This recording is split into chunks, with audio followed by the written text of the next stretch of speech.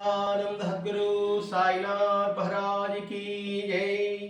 श्री सच्चिदानंद सद्गुरु अनसूया माता की जय। श्री सच्चिदानंद सद्गुरु भरद्वाज महाराज की जय। गुरुदेव दत्त। సద్గురు శ్రీడి సాయినాథుని యొక్క సన్నిధిలో ఆచార్య భరద్వాజ మాస్టర్ గారి యొక్క ఆశీస్సులతో జిల్లెలముడి అనసూయమాత గారితో భరద్వాజ మాస్టర్ గారు సన్నిహితంగా ఉంటూ ఆమెలో వచ్చిన ప్రతి ఒక్క వాణి అంటే మాట, వాక్కు, అది ఎంత అర్థవంతంగా ఉంటుంది, అందులో లోతుగా పరిశీలించి అందులో తత్వాన్ని మనకు అందిస్తూ వచ్చారు. భరద్వాజ మాస్టర్ గారు ఒకసారి అమ్మ క్రిస్మస్ రోజులప్పుడు క్రిస్టియన్స్కి ఆశ్రమాలు ఉంటాయి కదా, అక్కడికి వెళ్ళినప్పుడు వాళ్ళందరూ కలిసి అమ్మని ఏమన్నారు, ఏసీ వస్తున్నాడు అన్నప్పుడు, కాదు మరి అమ్మ అన్నప్పుడు, ఇవన్నీ మాస్టర్ గారు దగ్గర నుంచి చూశారు. చూసిన తర్వాత ఇప్పుడు వాళ్ళలోని భావం, ఎవరైతే క్రిస్టియన్స్గా ఉండి అమ్మను ఏసీ అని పిలిచారో వాళ్ళ యొక్క భావంలోంటి మనకు అందిస్తున్నాడు ఇక్కడ. అంటే యేసుక్రీస్తుకు ఎటువంటి లక్షణాలు ఉన్నాయో అమ్మకు కూడా అటువంటి లక్షణాలు ఉన్నాయి. ఈ మాట బైబిల్లోనే ఉంటుంది. భగవంతు యొక్క లక్షణాలు ఎవరైతే ఉంటాడో కూడా భగవంతుడి బిడ్డగా పిలువబడతాడు అని బైబిల్లో చెప్పినప్పుడు, మరి భగవంతుడి లక్షణాలు ఈయనలో ఉంటే ఆయన భగవంతుడి బిడ్డగాడా? లక్షణాల మాత్రం మాట్లాడుకుంటున్నాం. ఇక్కడ లక్షణాల వరకు ఎవరి లక్షణాలు ఉంటుందో వాడు భగవంతుడి యొక్క బిడ్డ. ఇనుము మామూలుగా ఇనుము అయస్కాంతం లక్షణం లేనప్పుడు ఇనుముకి అయస్కాంత లక్షణం తర్వాత దాన్ని ఏమంటారు? ఇనుము అంటామా? అయస్కాంతం అని అంటాం. రూపం వేరేగా ఉంటుంది. మ్యాగ్నెట్ ఒక విధంగా ఉంటుంది అనుకోండి, ఇనుము బాగా ఉంటుంది, అదొక రూపంలో ఉంటుంది. రూపం వేరే కాబట్టి అది మ్యాగ్నెట్ లేదని మనం అనగలమా? ఎవడైతే గ్రహిస్తాడో వాడు ఎవరిని ద్వేషించాడు, సాటి మనిషిని కాదు సాటి జీవిని కూడా ద్వేషించాడు. అందుకే మతము ఏదైనా కావచ్చు కాక సాటి మానవుని లేకపోతే సాటి ప్రాణిని పెట్టుకుంటే మనకి మంచిది. సాటి వారిని అంటారు కొందరు, అంటే మనుషులు అనుకుంటారు. సాటి ప్రాణిని కూడా ద్వేషించకుండా ఉంటే అదే గొప్ప పుణ్యం. ద్వేషించారంటే అంతకన్నా పాపం లేదన్నాడు. ఈ ఒక్క వాక్యం మనిషి వదిలింపడానికి ఈ ఒక్క వాక్యం చాలండి. మనిషి ముక్తి పొందడానికి ఈ ఒక్క వాక్యం చాలు. అంటే ఆ ఒక్క వాక్యాన్ని వదిలేస్తున్నాము, మిగతా అవన్నీ పట్టుకుంటున్నాం మనకు అనుకూలమైన వాటిని. ఇక్కడ భగవంతుడు యొక్క తత్వం ఏమిటి? ఆయన రక్షణ, శిక్షణ. శిక్షించడం అంటూ ఉండదు. రక్షణ, శిక్షణ ఉంటుంది, శిక్షించడం ఉండదు. పదాలు తేడా ఉంటుంది. శిక్షించడం ఉండదు, శిక్షణ ఇవ్వడం ఉంటుంది, దాని వెనుక రక్షణ ఉంటుంది. ఒక పిల్లవాళ్ళని శిక్షిస్తున్నామంటే దాని వెనుక ఆ బిడ్డ బాగు కోసమే కదా, ఆ బిడ్డ బాగే రక్షణ అంటారు. కాబట్టి ఇక్కడ అమ్మ విషయంలో కూడా శిక్షించడం తన విధానం కాదు, రక్షించడమే తన విధానం. ఇదే బైబిల్ యేసు చెప్పాడు కదా. ఏమని చెప్పాడు? పాప పుణ్యాలు నిర్ణయించడానికి మీరు రాలేదు, పాపం నిర్ణయించడానికి రాలేదు, పుణ్యాన్ని నిర్ణయించడానికి రాలేదు. మరి దేనికి వచ్చారు? రక్షించడానికి మాత్రం వచ్చాడు అన్నాడు. సరే, పాపం చేస్తే రక్షిస్తాం, మరి పుణ్యాన్ని రక్షించేది ఏంది? అది పదం ఏడాడు, పాప పుణ్యాలని నిర్ణయించడానికి రాలేదు అన్నాడు. ఇది పాపము నిర్ణయించడానికి రాలేదు, ఇది పుణ్యం గొప్ప అని చెప్పడానికి రాలేదు, రక్షించడానికే వచ్చాడు. అంటే ఏంటి? పాపమును రక్షిస్తాడు, పుణ్యాత్మను రక్షిస్తున్నాడు. ఏమిటి పుణ్యాత్మ రక్షిస్తున్నాడు? రక్షణ ఏమిటి అంటే ఏమిటి? చేసేది నువ్వు కాదు, ఫలితాన్ని ఆశించవద్దు. ఈ మాట ద్వారా ఆ పుణ్యం చేసిన రక్షణ ఉన్నా కాదా? ఆ లక్షణం అనుకోండి, నేను పుణ్యం చేసిన మళ్ళా నేను తిరిగి జన్మించాలి, ఆ పుణ్యం అనిపించాలి కదండి. ఆ పుణ్యం అనిపించిన దాంట్లో నాకు అహంకారం రావచ్చు, అసూయ కూడా రావచ్చు. కాబట్టి ఇక్కడ వీడి పుణ్యము పాపము కాదు, వాళ్ళిద్దరిని రక్షించడానికి వచ్చా. పాపను రక్షించడానికి వచ్చాను, పుణ్యాత్మను రక్షించడానికి నేను వచ్చాను అని మాత్రమే అన్నాడు.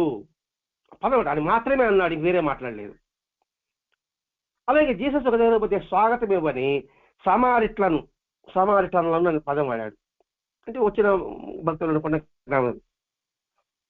దివ్యాగ్నితో దగ్నం చేస్తామన్నాడు శిష్యులు. మనకు మర్యాద ఇవ్వలేదు కదా, మన భాష అయితే మనకు మర్యాద ఇవ్వలేదు కదా, మరి వాడి పట్ల మనం ఎలా ఉండాలి, మనం ఎలా ఉంటాం? మన మర్యాద ఇవ్వలేదు, వీడి సంగతి నేను చూస్తానంటా. నేను ఆయనే ఉంటున్నాడు, వాళ్ళు మందలించాడు. నేను వాళ్ళని నశింపజేయటానికి రాలేదు, రచించడానికి వచ్చా. నేను బైబిల్ చదువుతున్నా, నేను భగవద్గీత చదువుతున్నా, నేను రామాయణం, భాగవతం, మహాభారతం అన్ని చదువుకున్నా. మరి ఇది ఇంటికి వస్తా నేను నన్ను మర్యాదించలేకపోతే ఆ గడప తొక్కనంటాను. నేను వెళ్ళానండి, ముఖమట మార్చుకున్నానండి, ఎందుకు బాగోలేనా? మరి ఇంకేది బైబిల్, ఇంకేది భగవద్గీత, ఇంకేది దేవుడని? సార్ ఇది ఎవరిని విమర్శ కాదు, ఇది యేసుడు ఏం చెప్పాడు, యేసుడు చెప్పాడు, అమ్మ ఏం చెప్పాడు, బాబాయ్ ఏం చెప్పాడు. మనం వాళ్ళని ఆరాధిస్తున్నాం, ఎవరి వాళ్ళు ఆరాధిస్తున్నాం. ఆరాధించినప్పుడు వాళ్ళ మాటికి మనం గౌరవం ఇవ్వాలా వద్దా? అది ముఖ్యుడు. నువ్వు పూజించి పక్కన పెట్టు, ఆయన గౌరవం ఇవ్వాలా వద్దా? ఆయన గౌరవం అంటే ఏంటి? ఆయన మాల వేయడం, ఆయన కిరీటి పెట్టడం, పాద పూజ చేయడం కాదండి. ఆయన మాటకి గౌరవం ఇవ్వడం. ఆయన మాట లెక్క చేయకుండా నువ్వు ఆయనకి పాలాభిషేకం చేసి ఆయనకి ఉపయోగం, ఆయన నస్తాడంటారు, అసలు మెచ్చుతాడు ఆయన? ఇదే బైబిల్ మత్తయి 7:7 చెప్తాడు. 7:5 ముఖ్యం. నా నామం వల్ల నీకు మహిమలు వచ్చినప్పటికీ, దేయాలు పాకుంటే నీకు శక్తి వచ్చినప్పటికీ కూడా నా మాట వినని వాడితో నాకేం పని అని అన్నాడు కదండి. మరి దాని అర్థం గుర్తుపెట్టుకున్నప్పుడు ఎంత జాగ్రత్తగా మెలగాలనే సంగతి మనం గుర్తించాలండి. ఇక్కడే ఉన్నాడు, మనం గౌరవించినా కదా, వాళ్ళు శకిస్తామన్నారు శిష్యులు. ఈయనే ఉన్నాడు, నేను వాళ్ళని రక్షించడానికి నేను వచ్చా. బాగుంది. ఎప్పుడైతే సరే పిల్లవాడిని పేరంటానికి పోకూడదు అంటారు, పిల్లవాడిని పేరంటానికి అనుకోండి ఎంతో విలువ జరుగుతుంది. వాళ్ళ ముఖం పక్కన పెట్టుకుంటామని తల కూడా ఎత్తలేరు వాళ్ళు. ఇది అనుభవం అంతే. ఎందుకంటే మాస్టర్ గారు చెప్పింది అది. అలా చేసి అదే మాస్టర్ గారు వస్తారు, ప్రాక్టికల్ చేసి చూడండి. బుధవారం సత్యం అనుకుంటా, ప్రాక్టికల్ చేసి చూడండి, తప్పకుండా మీకు సత్యం మీద గోచరబోతుంది. ఇప్పుడే చెప్పాడు, నేను రక్షించడానికి వచ్చా, నేను వాళ్ళు శపించడానికి నేను రాలేదు. మరి ఆయనే శపించడం రాలేనప్పుడు మన జీవితంలో మనం ఎలా ఉండాలి చెప్పండి? ఎలా నడుచుకోవాలి? ఎటువంటి భావం కలిగి ఉండాలి? అందుకే ఇప్పుడు రాముడు పూర్వభాష. ఆయన పూర్వభాష అంటే ఏమిటి? ఎదుటివాడు మాట్లాడకపోతే పోయి మాట్లాడతాడు, కలబడితే పలకరిస్తాడు. అదో కాయంలో నిరంతరం రామాయణం అందరూ బోధించేవాడట. హార్ట్ అటాక్ వచ్చిందట, అమ్మ చూసిపోతానంట. వస్తూ పడిస్తే బాగున్నామంటాడు. ఇది ఎవరు? ఈ పడుకున్నా ఆయన. వాళ్ళు కూడా చెప్తాడు, ఏనంటే నేను రోజు రామాయణం చెప్తాను కదా, పూర్వభాష నేను పలకరించాలి కదా, నాకు చూస్తున్నాను అంటున్నాను. ఒక పక్క గుండె నిప్పుతాడు. అంటే రామాయణం ఎంతగా జీర్ణించుకున్నాడు చూడండి. అట్లా ఉండాలి. నేను బాబా చేత పారాయణ చేస్తున్నాను అంటే అది జీర్ణం అయిపోవాలంతే. మెలకువలో, స్వప్నంలో అలాగే నిలబడిపోవాలి. అదే అండి మనం సంస్కరించుకోవడం, ప్రవర్తన బట్టి ఇది చేస్తేనే మనకు ఉపయోగం ఉంటుంది, లేకపోతే నిరుపయోగం. నష్టం ఆయనకేం లేదు. కొన్ని జనం వెనక్కి వెళ్ళిపోతాం. మనం ముందుకు పోవాలని కూర్చొని, మనం పై క్లాసులో పోవాలని ఇక్కడ కూర్చుని మనం వెనక క్లాసులకు వెళ్ళిపోవడం ఏంటి? మనం చూడాలి కదా అంటాం, కనబడుతూనే ఉంది కదా. ఇప్పుడు ప్రపంచం కనబడుతుంది లేదా? ఒకడు అట్టున్నాడు, పైసాలు తక్కువ సార్లు ఉంటుంది. అర్థం ఏంటి? మనం చేసిన కర్మ ఫలితాన్ని బట్టే కదా. మనం నా కర్మ అంటున్నాం కదండి. అన్నప్పుడు దాన్ని బట్టి మనం అర్థం చేసుకోవాలి కదా. చెడుకు తిరిగి ప్రతి చేయవద్దు అని యేసుక్రీస్తు అంటే మాస్టర్ గారు బైబిల్ ఎంత ఉండాలా? ఒక అక్షరం కూడా వదిలి ఉన్నాడు ఆయన. పదం వాక్యం కూడా కాదు, ఒక అక్షరంలో కూడా వదిలి ఉన్నాడు. అంత జాగ్రత్తగా చదివితే తప్ప ఇది మాస్టర్ గారు చెప్పలేడు. చెడుకు తిరిగి ప్రతి చేయవద్దు. ఏమో చిట్టుపార్టీ యాక్ట్. మీరు చెడు చేశారు, నేను మీరు చెడు చేశారు, అయిపోయింది దానికి. అప్పుడేమవుతాము? చెన్నబసప వీరభద్రపోతాం. అందుకే ఈ సారాంశం అంతా మన బాబాజీతులు ఏమని పడి ఉందని మాస్టర్ గారు ఎందుకు సాయిలామృతం గ్రంథాన్ని ఆ నిత్యపారాయణ చేయమంటున్నాడంటే అన్ని మతాల సారాంశం అందులో ఉంది. అందుకే మహాత్ముడు రాస్తారండి, అన్ని మతాల సారాంశాన్ని తను గ్రహించి ఎవరు మాస్టర్ గారు సులభమైన విధానాల్లో మనకు అందించాడు రాస్తాడండి. 4 అధ్యాయాలు 7 అధ్యాయాలు సాయి తత్వ ప్రకారం అనుకుంటా. అన్ని మత సాంప్రదాయాలు దాన్ని గ్రహించాడు మాస్టర్ గారు సులభమైన సాధన విధానంతో. అన్ని మతాల వారికి చెప్పాడు. అటు ముస్లింస్కి చెప్పాడు, క్రిస్టియన్ చెప్పాడు, హిందువులకు చెప్పాడు, గృహస్థులకు చెప్పాడు. అట్లాగే బ్రహ్మచారికి అంటే వివాహం చేసుకున్న స్టూడెంట్స్కి చెప్పాడు. అది మనం గ్రహించాలి. ఇక్కడ చెడుకు తిరిగి ప్రతి చేయవద్దు. అమ్మ సిద్ధాంతం కూడా అంతే. అమ్మను విపరీతంగా ద్వేషించిన వారే అమ్మకి దాసోహం అయ్యారు, ఆమెకి దగ్గర అవుతున్నారు. మనం చూస్తున్నాము అంటున్నాడు మాస్టర్ గారు. అంటే మాస్టర్ చూస్తున్నాడు అక్కడ. మొదట అమ్మను ద్వేషించారు, తర్వాత తిరిగి ఆమె పాదాసంతికి వచ్చాడు. అమ్మ నీ దర్శనం లభించింది, ఏనాడు మేము ఏం పుణ్యం చేసుకున్నాము అని ఎవరైనా అంటే మీరు చేసుకున్నది ఏమీ లేదు, నేను తప్పించుకోవటమే. అంటే నాకు పుణ్యం చేసుకుని దర్శనం ఏంటంటే ఇక్కడ ఉండాలి. నువ్వు పుణ్యం చేసుకున్నా నువ్వు పాపం ఏమన్నా చేసుకోక, నువ్వు బాగా పుణ్యమే చేసుకున్నావు అనుకోని ఇక్కడ లేకపోతే నువ్వు తాగలుగుతావా? నేను పుణ్యం బాగా దండికి చేసానే అంటే ఎంత కొన్ని డబ్బులు, కోట్ల డబ్బులు ఉంది, షిరిడీకి పోలేని ఎంతమంది ఉన్నారు. షిరిడి సంగతే మాట్లాడతాం. ప్రత్యక్షంగా నేను చూసే అనుభవం. మనకి చిత్రకూటంలో అయితే పాండురంగ గుప్తా మీరు చూసే ఉంటారు. ఎప్పటి నుంచో బావన కొలుస్తున్నాడు. ఆయన వయసు మా నాన్న వయసు అయింది. మన టూర్ బస్సులు వేసాం. సార్ రండి సార్, 2 సీట్లు కల్లా మేము ఒక్కటే కూర్చోబెడతా. అంటే కొంచెం మారే ఉంటాడు కదా, మీకల్లా కూర్చోబెడతా. రండి సార్ బతిమలాడు. ఆయన ఒక్కసారి కూడా ఇంతకు లీగిపోకడానికి ప్రాణం తీశాడు. బాబాయ్ భక్తుడు. ఆయన చిత్రకూటంలో ఇప్పుడు 1940 సంవత్సరాలు ఆ పట్టబంక ఉంది. మరి ఏంటి కారణం అంటారు? రామాయణ చెప్తుంది, మీరు పుణ్యం వల్ల మీరు రాలేదు, నేను రప్పించుకుంటే వస్తున్నారు. అంటే దీన్ని బట్టి మనకు అర్థం చేసుకోవాలి ఏంటి, మన పుణ్యం వల్ల మనం ఇక్కడికి రాలేదు, ఆయన రప్పించుకుంటే ఇక్కడికి వచ్చాం. ఎంతో తీవ్ర ప్రయత్నం చేస్తాం అనుకోండి, రాలేకపోతాం. అలా పోవాలని ఉంది, ఆయన రప్పించుకు ఆయన మీద కోపం చేసుకుంటున్నాం. మరి ఆయన మనసులో లేదంటే కారణం ఏముంటుంది? అది మాత్రం ఆలోచించాను. అర్థమవుతుంది లేదు మీకు? నేను మంచివాడే కదా, నేను మంచివాడు అనేది అహంకారంలో ఉందా లేదని ఆయన ఎందుకు రచించుకుంటాడా? అర్థమవుతుంది. నేను కూడా అన్ని మంచి పని చేస్తున్నా కదా, అది మంచివాడే కదా, ఎందుకు రచించుకోలేదంటే అహంకారమే నీకు అడ్డుగోడైంది. భగవంతుడు వినయశీలు ఉండాలి. వినయశీలు లేకున్నప్పుడు ఆయన చూస్తాడు. ఆయన వినయశీలుగా ఉన్నాడా లేడా? ఏమంటే రాముడిని చూసుకోండి, కృష్ణుని చూసుకోండి, యేసుని చూసుకోండి, ప్రవక్తను చూసుకోండి, బుద్ధుని చూసుకోండి, రామకృష్ణ పరమహంస, ఎంతమంది అందరి శాస్త్రాలు చూసుకోండి, అబ్దుల్ కలాం చూసుకోండి, గాంధీ మహాత్ముని చూసుకోండి. మరి వాళ్ళు మొట్టమొదటి కావాల్సిన మనిషికి కావాల్సిన వినయమే.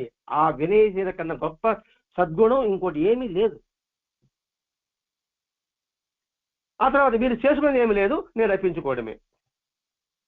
ఇంకో మాట, చూస్తే కనబడను, కనబడితేనే మీరు చూస్తారు. చూస్తేనే నేను కనబడను, నేను కనబడితేనే మీరు చూస్తారు.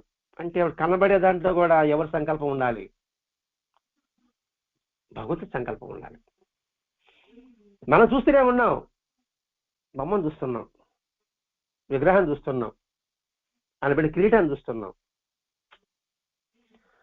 ఆ నసలతత్వం కనబడితే అప్పుడు మనకు చూసినట్టు లెక్క. అది చెప్పడం ఇక్కడ.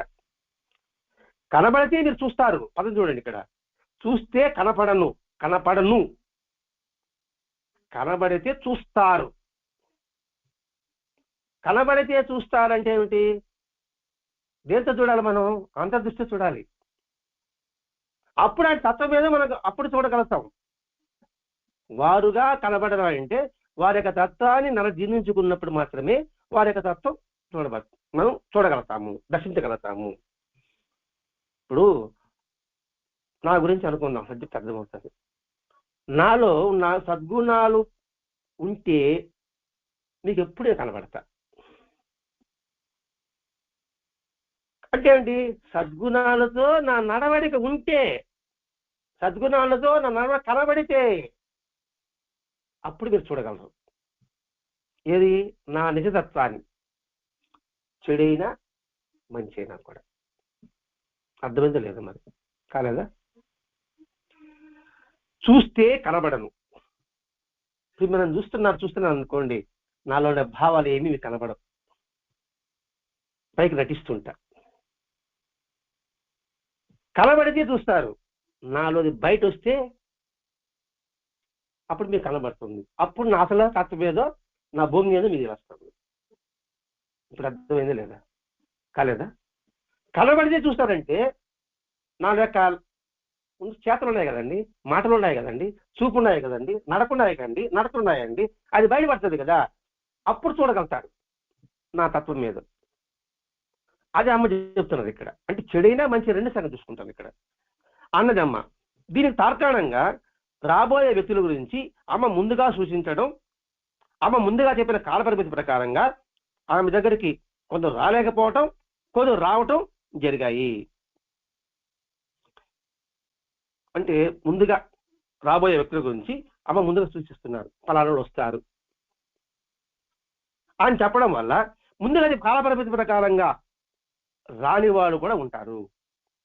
అమ్మ ముందుగా సూచించినట్టుగా తరచూ, అంటే ఆ ఊర్లో వాళ్ళే చీరాలకి జిల్లాలు మనకి ఎంత దూరం ఉంది, రావాలనుకునే వాళ్ళు రాలేకపోతున్నారు, రాకూడదు అనుకునే వాళ్ళు రాగలుగుతున్నారు. అది ముందు చెప్తుంది. వాళ్ళు రాలేదనుకుంటున్నారు, వాళ్ళు వస్తారు. వీళ్ళు రావాలనుకుంటున్నారు, వాళ్ళు రాలేకపోతున్నారు. దాన్ని యేసు అంటున్నాడు, మీరు నన్ను ఎన్నుకోలేదు, నేనే మిమ్మల్ని ఎన్నుకున్నాను. క్రీస్తు కూడా తన శిష్యులతో, మీరు నన్ను ఎన్నుకోలేదు, నేను మిమ్మల్ని ఎన్నుకున్నాను. ఈ మాట వెంకటేశ్వర చెప్పలేదా? గొర్రెల మంది నా గురిని లాక్కున్నా అని చెప్పలేదా? పిచ్చుకు దాల కట్టుకున్న బాబా చెప్పలేదా?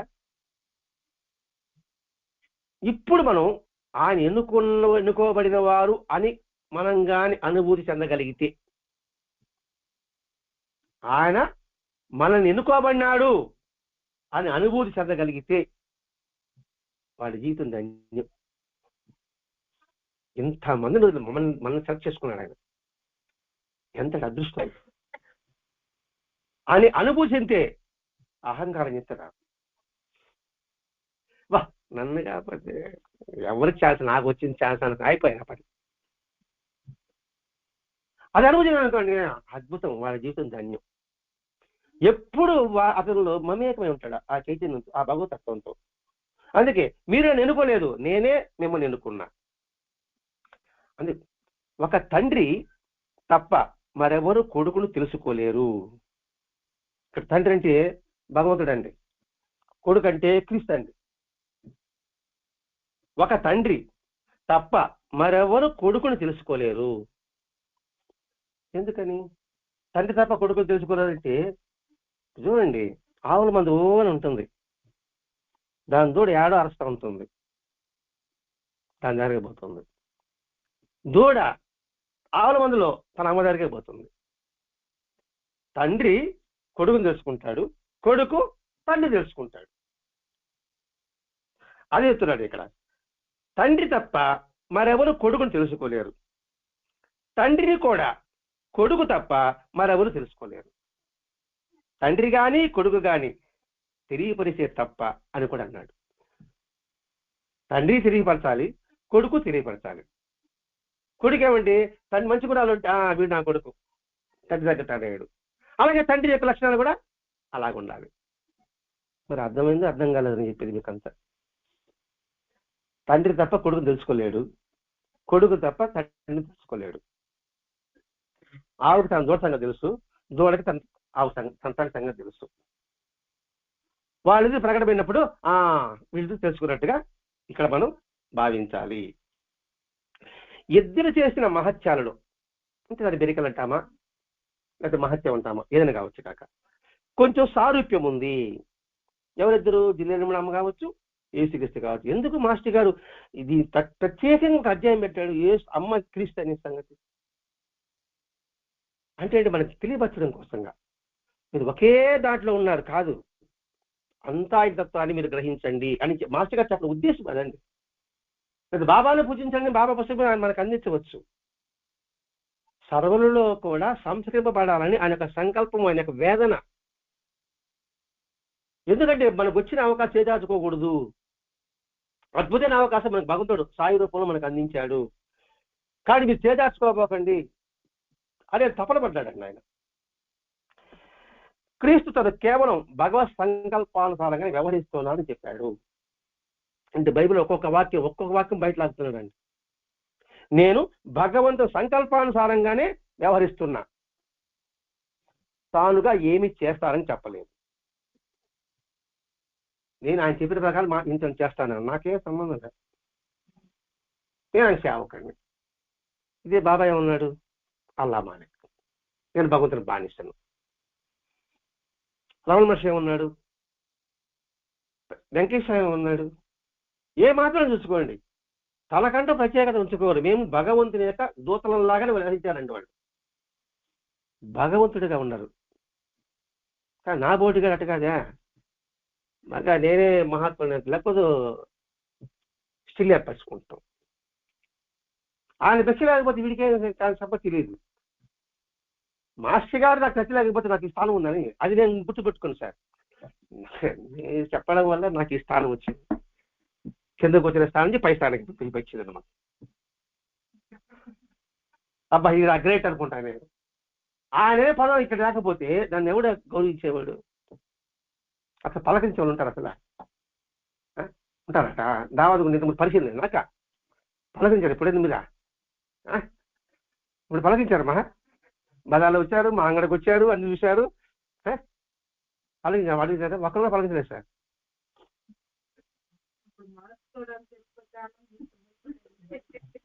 భయపడేవాళ్ళంట అప్పుడు. ఇప్పుడు భయం పోయింది. ఏమని? మాస్టర్ గారు స్టాంపు వల్ల. అది నేను గుర్తించగలిగితే జన్మధన్యం. వీడి జన్మధన్యం, మీ జన్మధన్యం. అర్థం కోసం నా ఉదాహరణ చెప్తున్నానండి. ఇక్కడ నిర్ణయించిన నిర్ణయమే తానైనా అమ్మే అన్ని చేస్తుంది. అమ్మ చెప్పడం కూడా నిర్ణయించిన నిర్ణయమే తానైనా అమ్మే అన్ని చేస్తుంది.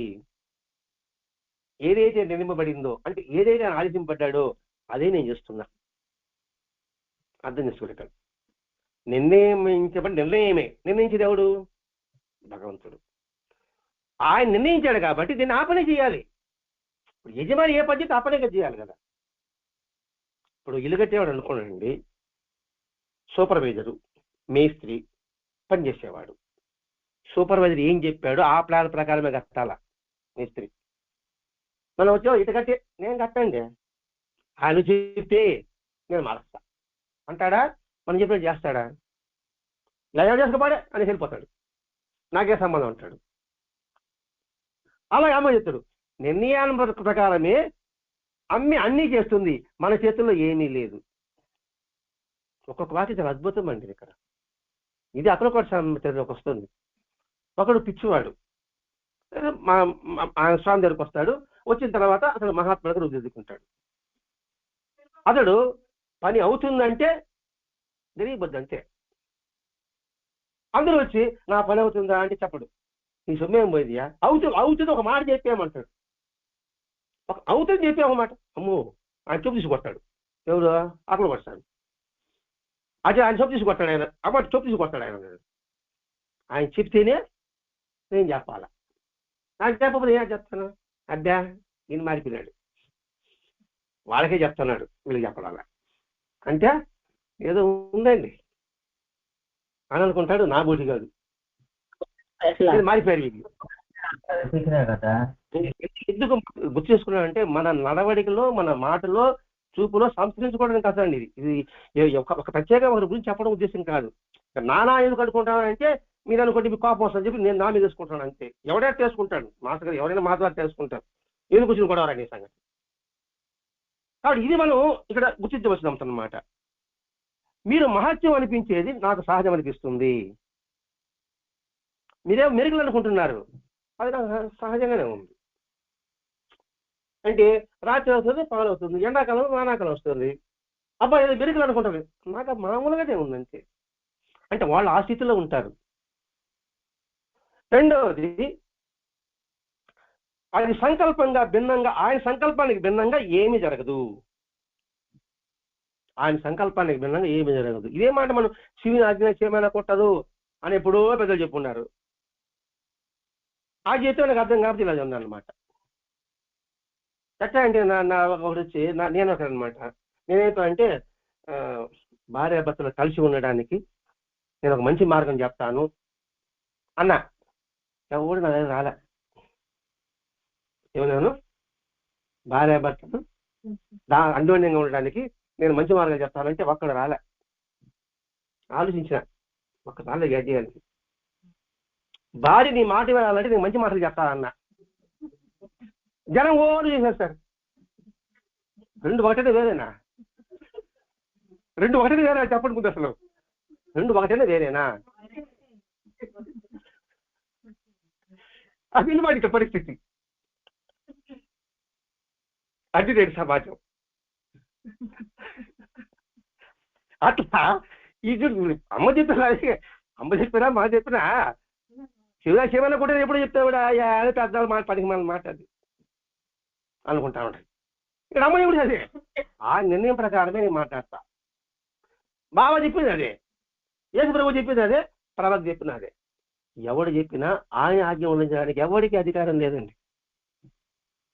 ఇప్పుడు ఎవరు ఎన్ని ఉపన్యాసాలు చెప్పినా వ్యాస భగవాన్ ఏం చెప్పాడు అదే చెప్తాడు అంతే. వేరే చెప్పడానికి అవకాశం లేదు.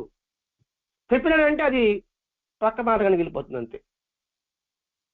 అది ఇక్కడ అమ్మ చెప్తుంది. ఇక్కడ ఆయన సంకల్పం భిన్నంగా ఏది లేదు. మీకేమో మహత్య బెరిగి అనిపిస్తుంది, నాకేమో సహజంగానే ఉంది. ఇప్పుడు ఏదైనా అనుకుంటే జరిగింది అనుకోండి, అబ్బా జరిగింది మామూలే కదా అంటుంది వాడికి. మీకేమో పెద్ద మెరుకులు అబ్బా జరిగిపోయింది బాగాలేదు, వీడు మామూలుగా ఉంటాడు. ఇప్పుడు అంతే కదా సార్. 5 ఏళ్ళకి ఆటో రావాలా రమ్మని చెప్పాం. ఎందుకు 5 గంటలకు ఆటో రమ్మన్నాము? మీరు చూశారు, ప్రత్యక్షంగా మీరు చూశారు అక్కడ మా ఇంటి దగ్గర. అది సంగతి. అబ్బా అనుకుంటే మామూలే, మా సహజం అది అంతే. ముందే నిర్ణయం అయిపోయింది. అది కరెక్ట్గా 5 గంటలకు జరిగిందని ఇస్తారు అక్కడ.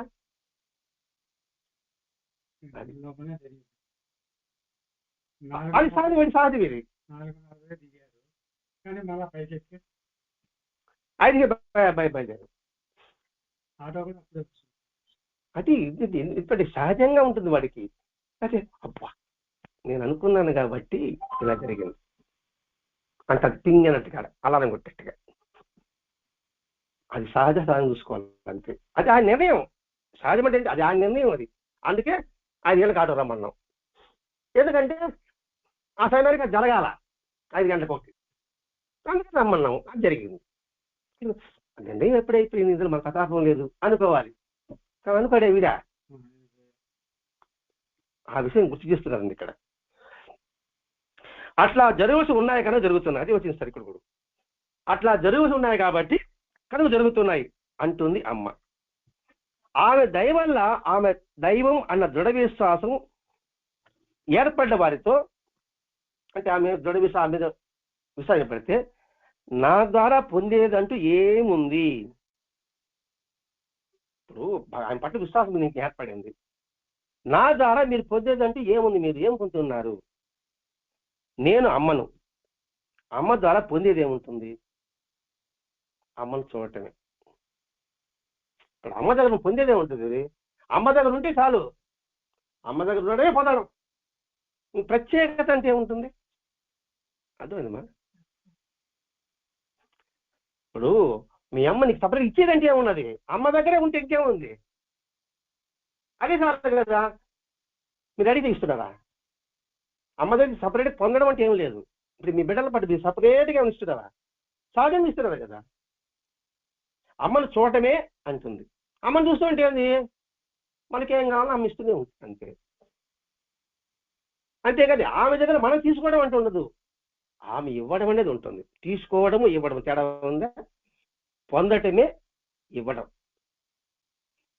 అడిగి తీసుకోవడం, అది తీసుకోవడం లెక్క అవుతుంది. అప్పుడు అమ్మ ఎట్ట అవుతుంది? మన యొక్క అవసరాలను తెలుసుకొని ఇచ్చేదే కదా అమ్మ అవుతుంది. అందుకని అమ్మను పొందేదంటూ ఆమె సపరేట్గా ఏమి ఉండదు. ఆమెను చూడడమే. అమ్మ అంటే జిల్లేని మూడు మీద మంచం కూర్చున్నదే అని కాదు.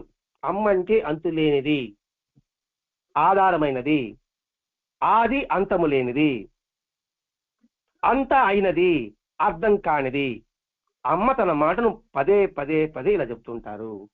దాని అర్థం చెప్తుంది. అమ్మ అంటే అంతులేనిది, దానికి పరిమితం అంటూ ఉండదు, ఆధారమైంది. ఇది రావడానికి ఆధారం ఆమె. అంతము లేనిది, దీనికి అంతం అంటూ ఉండదు. మళ్ళీ ఈ శరీరం కూడా వెళ్తూనే ఉంటుంది. అంతా అయినది, అమ్మలోంచి రక్తమే ఈ శరీరం అంతా ఉంది. అర్థం కానిది.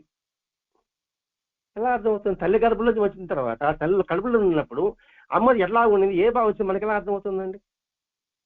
భగవంతు తత్వం కూడా అదే. భగవంతుడుకి మనం ఆది అంతం తెలుసుకోలేము, భగవంతుడే మనకు ఆధారం. ఇప్పుడు అమ్మకు మనం చెప్పుకుంటున్నాం. ఇక్కడ భగవంతుడు అంటే రూపం కాదు, పంచభూతాలు భగవంతుడు. పంచభూతాలు లేకపోతే మనం ఉండగలమా? గాలి, నీరు, నిప్పు, భూమి, ఆకాశం, ఈ 5 లేకపోతే మనం ఉండగలమా? ఆధారం మనకు అదే. మరి ఇవి కొంతమేరకే ఉంటుందా? ఇది దావదుగుడి వరకే ఉంటుందా? సూర్యపేట వరకే ఉంటుందా? ఈ ప్రపంచ సృష్టి అంతా ఉంటుంది. కాబట్టి అంతా తానైనది, అర్థం కానిది. ఏం అర్థమవుతుంది? గాలి ఏంది? కంటి మీద పోతా ఉండే, సువాస మీద పోతా ఉండే, అందరి మీద అనుకుంటాము. ఇప్పుడు అందరినీ చెడ్డవాడి దగ్గర మీరు పోతుంది, మంచోడి దగ్గర పోతుంది. ఏంటో బైకిస్టిగా అసలు మంచోడు అర్జాడు, ఈ మంచోడు చెడ్డా అన్న అనుమానం వస్తుంది. అని అర్థం కాకుండా చెడ్డోటే బాగా మాట్లాడుతున్నాడు, మంచోటే బాగా మాట్లాడుతున్నాడు. ఈ తత్వం ఏంటి అని అర్థమవుతుందా? భగవంతుడి తత్వం కూడా అదే. చూడమ్మ గారికి అందరూ వస్తున్నారంటే అమ్మాయి ఏం చెప్పారు, నేను అంగడి పెట్టుకున్నానే అన్నది. ఈ మంచులకే చెప్పాలంటే అదేం అర్థమవుతుంది మనకి? కాబట్టి అర్థం కానిది. అలాగే క్రీస్తు కూడా ఏమన్నాడు? నేను నా తండ్రి ఒక్కటే అని. ఇక్కడ జాన్ 10వ అధ్యాయం 30వ వచనం కావాల. అంటే జాన్ అని కూడా రాసినాడా పుస్తకమా? అవునా? ఇది లేదా? తెలిసినట్టుగా ఉన్నదా?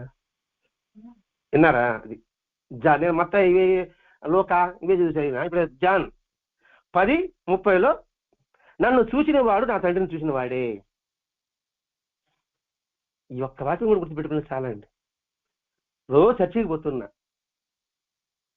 మరి ఆయన చూస్తున్నప్పుడు ఆయన తండ్రి మనం చూసినట్టు ఉన్నారు. తండ్రి అంటే ఏంటి? అంతటా ఉన్న తత్వమేనండి ఇక్కడ. నేను నా తండ్రి ఒకటే, నన్ను చూసిన వాడు నా తండ్రి చూసిన వాడే. నువ్వు తండ్రిని చూపించడం ఎందుకు? చూపించమంటావు ఎందుకు? ఇది ప్రాయం. నన్ను చూస్తే తండ్రి చూసినట్లే మళ్ళీ మా తండ్రిని చూపించమంటావు ఎందుకు అంటే భగవంతుడు చూపించాడు ఎందుకు అని జాన్ 14వ అధ్యాయంలో 9వ వచనం చెప్పాడట. నన్ను చూస్తే ఆయన చూసినట్టే మళ్ళీ ఆయన చూపించమంటావు ఏంటి? సరే, మాస్టర్ చూసి ఆయన చూసినట్టే ఇంక బాబా చూసినట్టు ఏంటి? ఇప్పుడు అర్థమైందా? తనగా చూపించేది ఉంది, వాళ్ళకి నాలో ఉంది కదా. మరి సపరేట్గా నీకా చూపించింది, తప్పని చూపించమంటే ఎదురు కనబడతా ఉంటే. ఇదే గొలగొడ వెంకటేశ్వర ఉంటాడు, గడ్డాంగిస్తూ ఉంటాడు. ఒక దేవుడు ఎట్లా చూసేది అంటాడు, నీలాగా ఉంటే ఎట్లా కనపడతాడు అన్నాడు. వెంకటేశ్వరానికి గడ్డాంగిస్తున్నాడు సార్. వెంకటేశ్వర దేవుడు మహాత్ముడు, అందరూ కీర్తిస్తున్నారు, ఆయనకే గడ్డాంగిస్తా ఉంటుంది. దేవుడు ఎట్లా చూసేదంటే నీలాగా ఉంటే ఎట్లా కనపడతాడు అన్నాడు. నువ్వు ఎదురుగా దేవుడి దగ్గరే ఉన్నావు, ఆయనకే గడ్డాంగిస్తా ఉన్నావు, మరి దేవుడు ఎట్లా కనపడతా అంటాడు ఏంటి? నీలాగా ఉంటే ఎట్లా కనపడతాడంటే నువ్వు దగ్గరుండి కూడా నువ్వు చూడలేకపోతున్నావు, నువ్వు కళ్ళున్నా కబూది లేక ఉన్నావు, నువ్వేం దేవుని చూస్తావు? అర్థమైంది సార్? దాన్ని మన ఎలా నుంచుకోవాలి. భగవంతుడు సర్వవ్యాపకుడు, అంతగా ఉన్నాడు. మరి విగ్రహమే ఉండాలని చెప్పేసి బయట బెచ్చగాలిగా పక్కన పెట్టి టమాటా చేద్దామని చెప్పేసి ఆడిపోయి పచ్చి పక్కన పెడుతున్నాను. మన దీన్ని అనిపించుకోవాలండి. మన జాగ్రత్త. ఇది ఒక వాక్యంలో అనుసరణ చేసుకుంటూ వస్తేనే లేదా గబగా చదివి పుస్తకం అయిపోతుంది. మా తడికి దేవుడు ఎక్కడ ఉన్నాడు? ఇక్కడ అరుస్తున్నాడు, అన్నమో రామచంద్ర అరుస్తున్నాడు. ఇక్కడ సత్యసాయి చూడండి, ఎవడికి బడి కట్టాలనుకుంటున్నాడు ఆయన?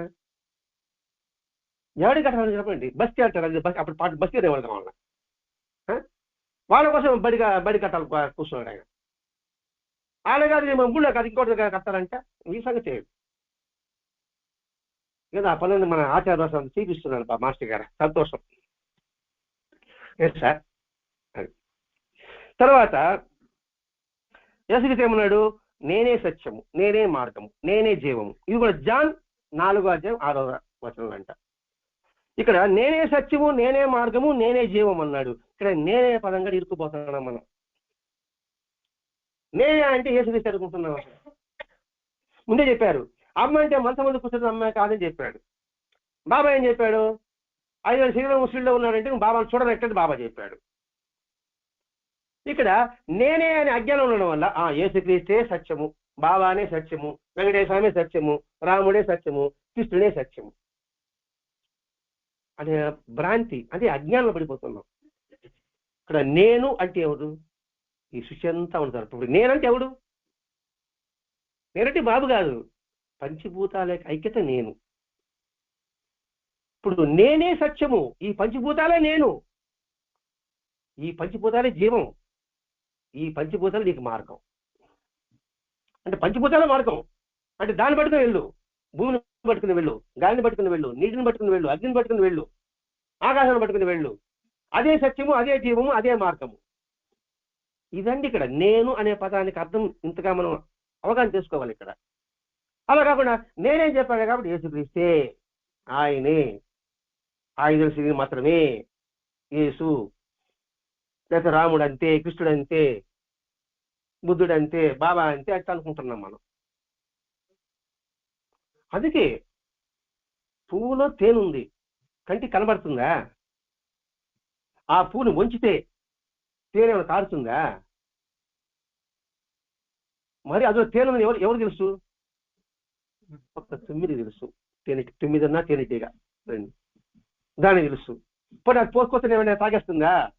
అది బాగా వాడిగా ఉండాలి, ఆ వాడిని లోపల ప్రవేశించేయాలి, అది గ్రహించాలి. పువ్వు నలగకుండా ఇక్కడ మనసు కూడా వాడి ఉండాలి, సూక్ష్మం ఉండాలి. అప్పుడు వాళ్ళ మాటలోని అంతరార్థం మనం గ్రహించగలం. మాస్టర్ గారు ఆ విధంగా సూక్ష్మత్వం కలిగిన వ్యక్తి కాబట్టి ప్రతి ఒక్క వాక్యంలోని సత్యాన్ని మనకు బోధిస్తున్నాడండి. ఇక్కడ ఇది మనం గమనించవలసింది. ఇక్కడ నేనే సత్యము, నేనే మార్గము, నేనే జీవం అంటే యేసు అనే శరీరం మాత్రమే కాదు, బాబా అనే శరీరం మాత్రమే కాదు, రాముడు అనే శరీరం మాత్రమే కాదు, కృష్ణుడి శరీరం మాత్రం కూడా కాదు. వాళ్ళంతటా ఉన్న చైతన్య స్వరూపులు వాళ్ళు. లేకపోతే పిల్లిని కొట్టే తనకు దెబ్బ తగలడం ఏమిటి? కుక్క కన్నం పెడితే అసలు ఆకలి తినడం ఏమిటి బాబా చరిత్రలో? అలాగే యేసుక్రీస్తు కూడా అదే చేశాడు. పేదవాళ్ళకి అన్నం పెడితే తృప్తిపడ్డాడు అన్నప్పుడు, పేద అన్నం పెట్టి తృప్తిపడినప్పుడు మరి ఇతరులను ద్వేషించడం ఎలా అవుతుందండి? ఆ మాత్రం ఇంగిత జ్ఞానం మనకు కావాలి కదా అనే విషయం మనం అనుక్షణం గుర్తు చేసుకోవాలి. ఎవరిని అడిగితే చెప్పగలగాలి, అడిగితేనే. లేకపోతే ఏమనుకో, మూర్ఖులకు మనం ఏం చెప్పలేం. తెలుసుకోవాలని జిజ్ఞాస ఎవరికి లేదండి, ఏ మతంలో కూడా లేదు. తెలుసుకోవాలి సత్యం అని, ఇదే వాదం అంతే. రాముడు అక్కడ చెప్పాడండి, అంతే, ఇదే కరెక్ట్. ఇప్పుడు సనాతన ధర్మం, సనాతన ధర్మం అంటే కొట్టుకుంటున్నారు కదండి. ఏమిటి సనాతన ధర్మం? వివేకానంద చెప్పాడు, సనాతన ధర్మం అంటే చెప్పాడు, ఇతరులు ద్వేషించాలని చెప్పాడు. మన సనాతన ధర్మం అదే. అట్లా కాకుండా నువ్వు క్రిస్టియన్ చెప్తా ఉంటివి, ముస్లిం చెప్తా ఉంటివి, నువ్వే సనాతన ధర్మంలో ఉన్నావు. నువ్వు చేసింది వాళ్ళు చేస్తున్నారు, వాళ్ళు మాత్రం మన సైతాలు అంటున్నారంటే నువ్వు అంటున్నా కూడా వాళ్ళు అంటున్నారు, దెబ్బకి దెబ్బ చేస్తున్నారు. నువ్వు అనుకుని ఉండు, నువ్వు అందరూ సమభావం కలిగి ఉండు, నిర్మలత్వంతో, సత్యతో, పైకి కాదు. అప్పుడు అందరూ కూడా అలా ఉంటారు. అలా ఉంచడానికే మాస్టర్ గారు మనకి సాయి సంప్రదాయం అందించాడండి. అంటే ఈ జన్మలోనే మనం కనీసం ఒక్క మెట్టనే ఎక్కుదాం, ఈ ఒక్క భావాన్ని నిలుపుకొని, మనం అందరం ఒకటే అనే భావాన్ని నిలుపుకొని ఒక్క మెట్టు ఎక్కుతాం. ఒక్క మెట్టే ఇది కూడా, పూర్తిగా పరిపూర్తిగా 18 మెట్టు మాత్రం కాదు సార్. 18 మెట్లకే అయిన తర్వాతనే వాడు పునర్జన్మలే రాయితే పొందగలడు వాడు. అందుకే వెన్నుముక నుంచి మనకు 18 ఉంటాయి ఇక్కడ. అందుకే అయ్యప్ప స్వామికి 18 మెట్లు, 18 సార్లు వెళ్ళడం అంటే దాని అంతరార్థం అది. అది గుర్తించుకోవాల్సిన ఆవశ్యకత మనకి ఎంతైనా ఉందండి. ఎందుకంటే వచ్చిన అవకాశాన్ని ఇప్పుడు చేజార్చుకున్నామా, ఇంక తర్వాత జన్మలో ఇక్కడ అవకాశం వస్తుందని గ్యారంటీ మాత్రం ఉండదు. రావచ్చు, రాకపోవచ్చు. రావాలంటే ఏం చేయాలి? ఇప్పుడు దాన్ని పదులు పెట్టుకోవాలి, ఇప్పటి నుంచి ప్రతిక్షణం పెట్టుకోవాలి. అప్పుడే అవుతుంది దీనికి అనుకూలంగా ఉన్న వాతావరణంలో మనం పడతాం. మళ్ళా ఇప్పుడు మీరందరూ ఇక్కడ పడడానికి ఎన్ని సంవత్సరం? 6 సంవత్సరాలే. అంతకుముందు అంటే ఎప్పుడో చేసేసరికి అంత గ్యాప్ వచ్చిందనమాట. మీకు నాకు ఎన్ని సంవత్సరాల పరిచయం ఉంది? దాదాపు నేను 5వ క్లాసు బట్టి దాదాపు వచ్చి మా నాన్న క్యారెట్ ఎత్తుకొని వస్తా ఉన్నా సాయంకాలం పూట స్నాక్స్ పైరుకు వచ్చేటప్పుడు. మరి ఎందుకు గ్యాప్ వచ్చింది? అంటే మీరు అప్పుడు చేసుకున్నప్పుడు ఇప్పుడు ఫలించిందనమాట. ఇప్పుడు చేయాలని అనుకోండి, ఇంకొంచెం దగ్గరలో, ఇంకొంచెం తర్వాత ఇంకొంచెం దగ్గర రావడానికి అవకాశం ఉంటుంది. అది చెప్పడం ఇక్కడ మాస్టర్ గారి ఉద్దేశం లేదండి. ఈ సారూపాలన్నీ పరిశీలిస్తే అమ్మే తనే అంతా ఆయన అమ్మగా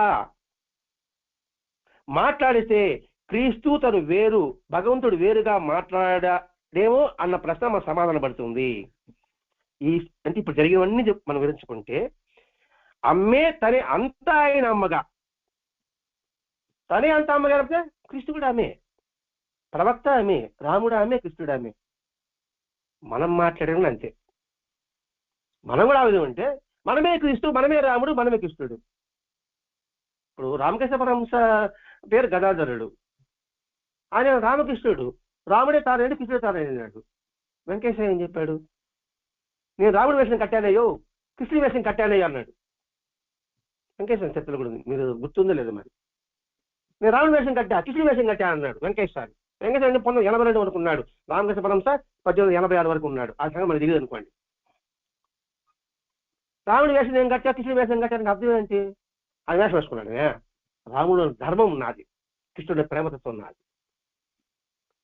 అట్లాగే ఇక్కడ వీరిద్దరు ఇక్కడ కృష్ణుడు చెప్పుకుంటున్న మహాత్ముల సాధన పరిశీలిస్తే, అమ్మే తనే అంతా ఆయన అమ్మగా మాట్లాడితే క్రీస్తు తను వేరు కాదు, భగవంతుడు వేరుగా మాట్లాడేమో అన్న ప్రశ్న సమాధానం పడుతుంది. అంటే సపరేట్గా వేరే వాళ్ళు మాట్లాడమంటున్నది, భగవంతుడే ఈ రూపంలోకి మాట్లాడుతున్నాడు. భగవంతుడు వేరు, ఇది వేరు కాదు. అట్లా అమ్మ యొక్క తత్వము. అందుకే ఇక్కడ అమ్మాయి క్రీస్తుకి సారూప్యాన్ని మనకి మాస్టర్ గారు 3వ పాటలో ముగిస్తాడనుకుంటే 3వ పాటలో ముగించలేదు, ఇంకో పాట పెట్టాడు మళ్ళా. కానీ ఈరోజు 3వ పార్ట్. ఈ 3వ పాటలో మనం ఇప్పటి వరకు మనం తెలుసుకున్నాం, ఒక పేజీ అయినా కూడా మనం గుర్తుపెట్టింది ఒకటి, సర్వము ఆయన నిర్ణయ ప్రకారమే వాళ్ళు మనకి చేస్తారు. వాళ్ళ గొప్పతనం అంటూ ఏమి చాటుకోలేదు. అది క్రీస్తు చెప్పినా, అమ్మ చెప్పినా, బాబా చెప్పినా కూడా వాళ్ళంతా తానై ఉంటారు. దానికి ఆది ఉండదు, అంతము ఉండదు. వారు చెప్పిన ప్రకారమే నా మాట వస్తుంది, వారి ఆజ్ఞ లేకపోతే నాకు మాట రాదు. అంటే ఆయన చెప్పిన ప్రకారమే నేను మాట్లాడాలి, అంత విరుద్ధంగా మాట్లాడాను అనుకోండి, ఆయనకి నేను దూరం అవుతాం. అందుకని అమ్మ ఏమంటున్నాడు, నా సంబంధం ఏమీ లేదు, నా ద్వారా మనం పొందేది ఏమీ లేదు, మీరు నా దగ్గర ఉండడమే పొందడం. ఇవన్నీ పరిశీలించడానికి అన్ని సత్యానికి మార్గం వారి యొక్క జీవితం. నేనే అంటే వారి యొక్క జీవితమే సత్యానికి మార్గం, వారి యొక్క జీవితమే మనకి ప్రాణం, వారి యొక్క జీవితమే మనకి దిశానిర్దేశం. ఇక్కడ సత్యమైన, మార్గమైన, జీవమైన మహాత్ముల యొక్క జీవన విధానమే అనేది మనం గుర్తించగలిగితే ఇంకా భగవంతుడు సపరేట్గా, మనం సపరేట్గా అంటే ఏముండదు. నువ్వు నాలో ఉన్నావు, నేను నీలో ఉన్నా. ఎవరు చెప్పారు? బాబా చెప్పాడు. మరి అందరూ చెప్పేది ఒక మాటే, భక్తుడికి భగవంతుడికి భేదం లేదు అని కృష్ణుడు చెప్పాడు. భక్తుడు వేరు, నేను వేరు కాదు, ఇద్దరం ఒకటే భగవంతుడు చెప్పుకున్నాడు.